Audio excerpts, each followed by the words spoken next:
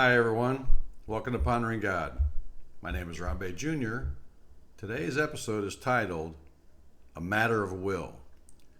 Behold, I am the Lord, the God of all flesh. Is anything too difficult for me? Jeremiah chapter 32, verse 27. While reading in Mark chapter 9 recently, I read a story that led me to pondering.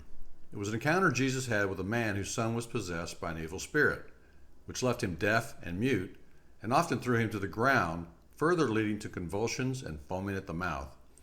The man had approached Jesus' disciples for healing, but due to their inability to help him, he was now seeking an audience with Jesus.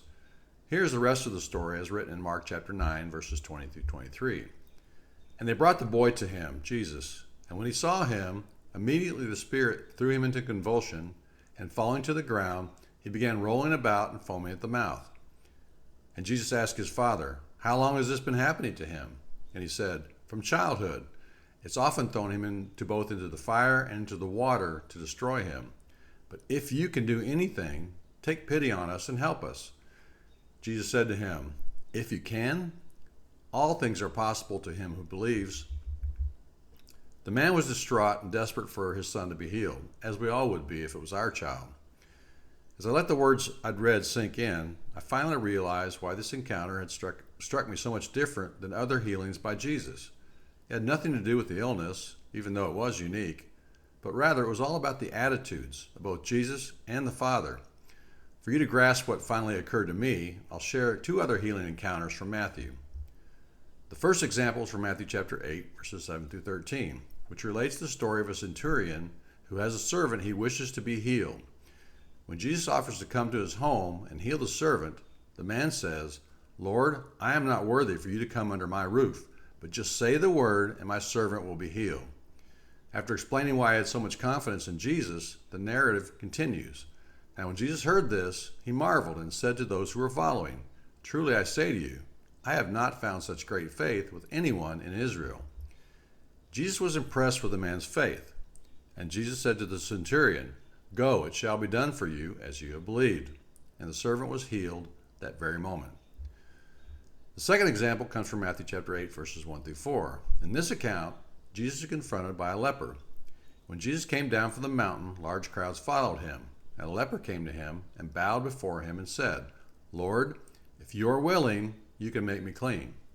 Jesus stretched out his hand and touched him and said, I am willing, be cleansed. And immediately his leprosy was cleansed. Do you see the contrast between the first example from Mark and the latter two examples from Matthew? As I mentioned, it's the attitudes. They're polar opposites. The first man said, If you can do anything. Jesus' response was indignant. If I can? My response, are you kidding? You're asking the creator of the universe, the man who walked on water and calmed the wind and the sea, if he can defeat an evil spirit? But not being too hard on the man, isn't that how we often approach the Lord in our prayers? The other two men both had a very different attitude. The first said, Just say the word and my servant will be healed. The second man was equally confident and believed Jesus could heal him when he said, Lord, if you are willing, you can make me clean. It isn't a matter of Jesus having the ability, for he's certainly able, but more a matter of will. If he's willing, you'll be healed. Each of these two men were commended by Jesus for their faith. They both knew Jesus was able and were hoping he was willing.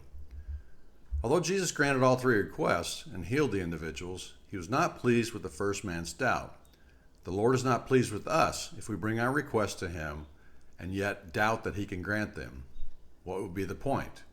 Regarding prayer, James in chapter 1 verse 6 says, But let him ask in faith without doubting, for the one who doubts is like the surf of the sea, driven and tossed by the wind. Jesus often chastised his disciples for their lack of faith and challenged them in Mark chapter 11 verse 24. Therefore I say to you, all things for which you pray and ask, believe that you have received them, and they shall be granted you. James completes his thoughts on the one who doubts in prayer with, For let not that man expect that he will receive anything from the Lord, being a double-minded, doubting, hesitating man, unstable in all his ways. So, what have I learned? It isn't a matter of if God can do it, but rather, is he willing to do it? Even Jesus in the garden prayed this way from Mark chapter 14, verse 36. Abba, Father, all things are possible for thee. Remove this cup from me, yet not what I will, but what you will. As much as Jesus didn't want to endure the cross and all the sin and shame that would be heaped upon him, he still deferred to his Father's will. It was Jesus who taught us to pray, "Thy will be done on earth as it is in heaven." And that is how I've learned to pray. If you are willing, Father, just say the word and it will be done. Whatever my request.